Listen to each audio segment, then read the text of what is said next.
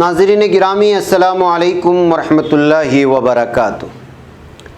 میں ہوں آپ کا میزبان انصار عزیز ندوی، اور آپ اس وقت سیدھی بات ٹی وی چینل کے خصوصی پروگرام ذکر میرے حبیب کا صلی اللہ علیہ وسلم دیکھ رہے ہیں۔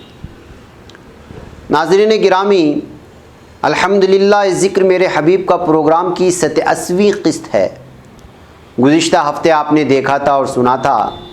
کہ کس طرح 5واں کالم، 5th کالم یعنی جاسوسوں کا ٹولہ سرگرم عمل رہا، اور یہ طاقتیں مسلمانوں کے لیے کس طرح باعث پریشانی بنی رہیں، اور کس طرح رسول اکرم صلی اللہ علیہ وسلم کی قیادت میں مسلمانوں نے ان کی پرواہ کیے بغیر اپنے پیغام کے محاذ پر ڈٹے رہے۔ اب ہم یہاں سے آگے بڑھنے کی کوشش کرتے ہیں۔ ناظرین گرامی، مدینے میں مسلم جماعت جن جن مخالفتوں اور مزاحمتوں سے دوچار ہوئی، اور سرور عالم صلی اللہ علیہ وسلم کو جن جن شرارتوں کے طوفانی ریلوں کا سامنا کرنا پڑا، ان سب میں یہود کے زیر اثر نفاق کی اس فاسد طاقت کا بڑا بھاری پارٹ شامل رہا ہے۔ کمانڈنگ اگرچہ سارے محاذ مخالفت پر یہود کی رہی، لیکن جتنے بھی منفی فتنے محسن انسانیت صلی اللہ علیہ وسلم کا راستہ روکنے کے لیے اٹھے، ان میں عملاً بہت بڑا حصہ مریضان نفاق کا تھا، جو یہود کے آلائے کار بن کر کام کرتے رہے۔ جمود پسند فاسد عناصر جب کسی دعوت اصلاح و تعمیر سے دوچار ہوتے ہیں تو پھر ہمتاً ان کے علمبرداروں کے پیچھے پڑ جاتے ہیں۔ خود تو کچھ کرنا نہیں ہوتا، اور خدا اور خلق کی طرف سے کسی طرح کی ذمہ داریاں تسلیم نہیں ہوتی، اس لیے ساری ذہانتیں اور قوتیں بآسانی منفی مصرف میں لگا دی جاتی ہیں۔ یہ عناصر غول بن کر داعیان اصلاح و تعمیر کو چاروں طرف سے گھیر لیتے ہیں،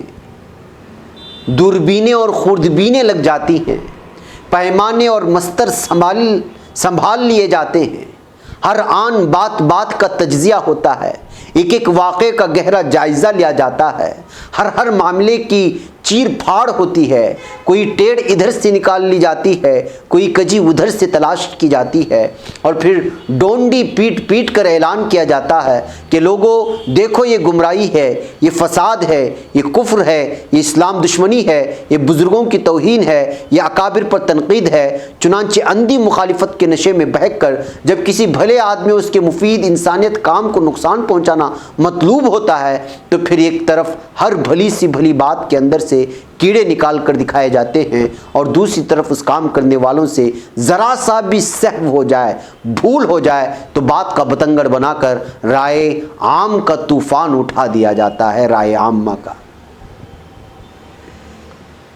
ناظرین، سب سے زیادہ ضروری مواقع تخریبی عناصر کے لیے وہ ہوتے ہیں جب کوئی بات یا کوئی واقعہ عام لوگوں کے غلط توہمات اور معتقدات اور مسلمہ رسمیات کے خلاف ہو جائے، خواہ وہ بجائے خود کتنا ہی برحق اور اقرب الی الصواب کیوں نہ ہو۔ یہ ظاہر ہے کہ اصلاحی، تعمیری اور انقلابی تحریکوں کو عوام کے بہت سارے مسلمات کے بتوں کو توڑنا ہوتا ہے، اس لیے مخالفانہ پروپیگنڈے کے لیے نت نئے موضوعات پیدا ہوتے رہتے ہیں۔ یہی صورت حضور اکرم صلی اللہ علیہ وسلم اور آپ کے رفقا کو یہود کی طرف سے درپیش تھی۔ صبح و شام ایک نہ ایک واویلا مچتا رہتا، اور ایک نہ ایک اشتہار بازی ہوتی رہتی۔ کسی علمبردار حق کے دامن خلوص پر نفسانیت کے دھبے ڈالنے کے لیے مخالفین نے ہر دور میں ایک الزام یہ رکھا ہے کہ یہ شخص کچھ بننا چاہتا ہے، کوئی منصب حاصل کرنے کے در پہ ہے، اپنا کوئی مقام بنانا چاہتا ہے۔ حضرت موسیٰ و ہارون علیہ السلام کے خلاف یہی پروپیگنڈا کیا گیا تھا کہ یہ لوگ اپنی حکومت جمانا چاہتے ہیں۔ حضرت عیسیٰ علیہ السلام کے خلاف غوغا کیا گیا کہ یہ صاحب تو یہودیوں کا بادشاہ بننے کے خواب دیکھ رہے ہیں۔ اسی طرح وفد نجران کی آمد کے موقع پر سرور عالم صلی اللہ علیہ وسلم کے خلاف یہودیوں نے ایک پروپیگنڈا یہ بھی اٹھایا کہ یہ ساری جان ماریاں تو بس اس غرض سے ہیں کہ جو مقام عیسیٰ علیہ السلام کا چلا آ رہا ہے وہ آپ صلی اللہ علیہ وسلم کے قبضے میں آ جائے۔ اور عیسائیوں اور دوسرے لوگوں کو آہستہ آہستہ گھیر کر اپنی پرستش میں لگا لیا جائے۔ ناظرین گرامی غور فرمائیے، حضور اکرم صلی اللہ علیہ وسلم نے اس طرح کا کوئی بھی دعویٰ نہیں کیا تھا، ایسے منصب کی طلب کا اشارہ تک نہیں دیا تھا، لیکن مخالف طاقت نے خود ہی اپنے ذہن سے ایک تومار گھڑ لیا اور اپنی جگہ طے کر لیا کہ محمد صلی اللہ علیہ وسلم کا مقصد تو یہ ہے کہ عیسیٰ علیہ السلام بن کر پوجا کرائیں، اپنی عبادت کروائیں۔ دعویٰ نہ کیا ہو تو نہ صحیح، دل میں اسی کے ارادے ہیں۔ اب یہ ارادے سامنے نہیں آئے تو کیا ہوا؟ آثار بتا رہے ہیں کہ کبھی نہ کبھی یہ سامنے آ کر کے رہیں گے۔ وفد نجران کے ارکان کے کان ان فضولیات سے بھرے گئے ہوں گے، جبھی تو اس وفد کے ایک رکن ابو نافع قرظی نے یہ سوال حضور اکرم صلی اللہ علیہ وسلم سے کھلم کھلا دریافت کیا تھا کہ کیا آپ ہم سے چاہتے ہیں کہ ہم آپ کی اس طرح پوجا کریں جیسے نصارہ عیسیٰ علیہ السلام کی پوجا کرتے ہیں؟ وفد کے ایک دوسرے رکن الربیس یا الریس یا الرمیس، یہ تینوں نام آئے ہیں الگ الگ حوالوں سے۔ انہوں نے بھی پوچھا کہ اے محمد صلی اللہ علیہ وسلم، کیا آپ صلی اللہ علیہ وسلم ہم سے یہی چاہتے ہیں اور اسی کے لیے دعوت دیتے ہیں؟ آپ نے جواب دیا، خدا کی پناہ اس بات سے کہ میں خدا کے سوا کسی اور کی بندگی کروں یا اس کے سوا کسی اور کی بندگی کی دعوت دوں، بس مجھے خدا نے اس مقصد کے ساتھ نہیں اٹھایا ہے اور نہ مجھے اس کا حکم دیا ہے۔ سیرت ابن ہشام جلد نمبر 2 میں آپ جا کر کے یہ واقعہ پڑھ سکتے ہیں۔ ناظرین گرامی، قائد انسانیت صلی اللہ علیہ وسلم کے ہجرت کر کے چلے آنے پر مکہ میں انتقامی جذبات نے نئی کروٹ لینی شروع کر دی تھی اور برابر جنگی کارروائی کے لیے سوچا جا رہا تھا۔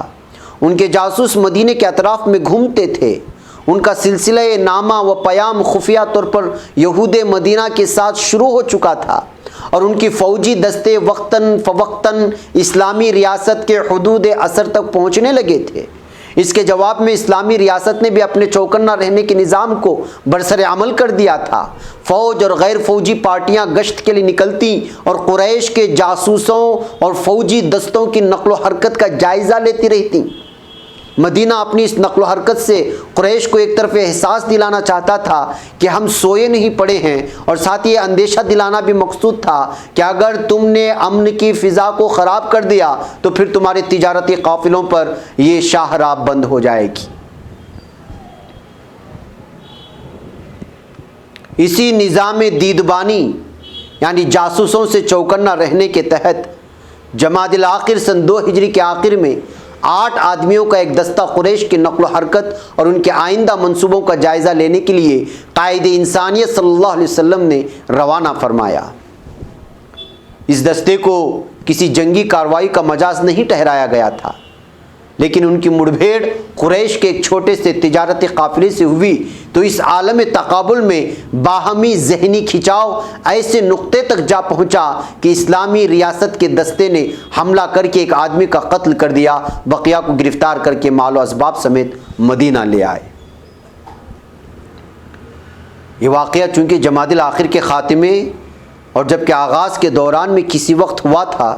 اس لیے اشتباہ و التباس کے اس موقع سے فائدہ اٹھا کر ایک طرف مکے کے مشرکین نے اور دوسری طرف مدینے کے یہود و منافقین نے پروپیگنڈا کا طوفان کھڑا کر دیا۔ انہوں نے اس واقعے کو قطعی طور پر شعبان سے متعلق کر کے عوام کو اشتعال دلانے میں پورے زور سے کام لیا۔ وہ کہتے پھرتے تھے کہ یہ لوگ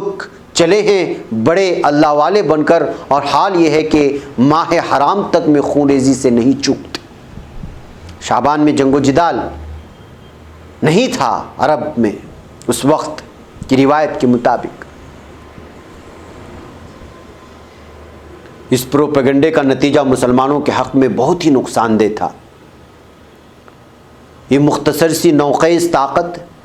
جو چاروں طرف سے دشمنوں اور خطروں میں گھری تھی اور جس کے لیے کسی بھی فرد اور کسی بھی عنصر کی حمایت بڑی قیمتی تھی، اس کے بارے میں عرب میں اس کا تاثر کا پھیل جانا کہ وہ حرام مہینوں کا احترام ختم کیے دے رہے ہیں، درا حال یہ کہ اس حرکت پر ہی عرب کے دینی اور معاشی نظام کا دار و مدار تھا، اس کے حمایتیوں کو اس سے کاٹ کر اس کے مخالفوں سے دھکیل دینے والے تھا۔ پھر چونکہ اس معاملے کا تعلق عوام کے نازک مذہبی جذبات سے تھا، اس لیے یہ وجہ اشتعال بھی تھا۔ خصوصیت سے پروپیگنڈا مسلمانوں کی خدا پرستی اور دینداری اور اخلاقی لحاظ سے ان کی ذمہ دارانہ پن پر ایک کاری ضرب کی حیثیت رکھتا تھا۔ نخلا کا یہ حادثہ ایک اور وجہ سے خود اسلامی ریاست کی نگاہ میں ناپسندیدہ قرار پایا، اور وہ وجہ کیا تھی انشاءاللہ ہم اگلے ہفتے اس کی تفصیل آپ لوگوں کے سامنے بیان کریں گے۔ یہاں پر وقت طول پکڑ چکا ہے، انشاءاللہ تعالی اگلے ہفتے حاضری ہوگی۔ السلام علیکم ورحمۃ اللہ وبرکاتہ۔ اللہ